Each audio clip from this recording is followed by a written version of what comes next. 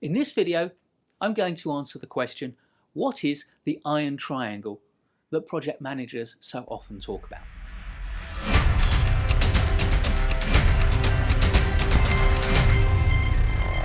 The iron triangle has many names, but whichever name you prefer to use, it will offer you valuable insights that will help you to understand project management, and it's therefore an essential concept to get to grips with. The iron triangle won't solve any of your project management problems, but it will make very clear to you the choices that you have. The iron triangle as a concept is key to understanding how to make good decisions as a project manager. The iron triangle is a representation of the competing pressures to produce something that is the best you can possibly produce, as quickly as possible, and for the minimum cost. Some people say time, cost, quality, pick two. It's not quite as simple as that, but it does capture the essence of the iron triangle. The three corners of the iron triangle are, firstly, time or schedule. Secondly, cost or budget or resources, because of course all resources have to be paid for.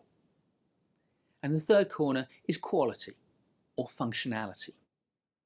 I prefer to distinguish between the quality of what you produce and the range of functionality or the scope.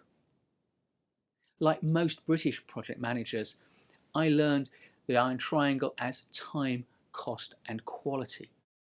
Most US-based project managers know the iron triangle as time, cost and scope, which is how the PMI's project management body of knowledge represents it. The important thing to know about the iron triangle is that once you choose a quality and scope that meets your needs, and you budget for it so that you understand the cost, and you put in a complete estimate of how long it will take to deliver, you've locked together the three corners of the iron triangle. And triangles, as we know, are the most rigid shapes in nature. So you've now got your time, your cost, and your quality or functionality in balance. And the iron triangle is sometimes known as the triangle of balance for that very reason. Now, what happens if you want to change one of those corners?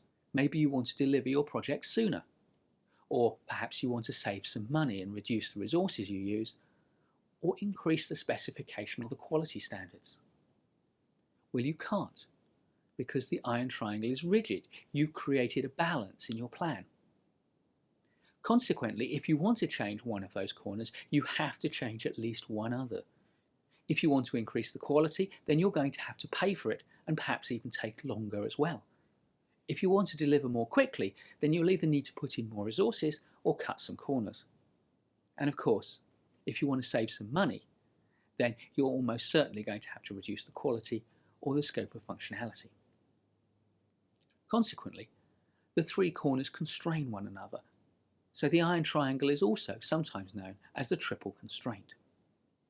In my courses, I discuss how scope and quality are different, and therefore how the iron triangle really has four corners and gives you as a project manager even greater flexibility. But even with four corners, it is rigid nonetheless.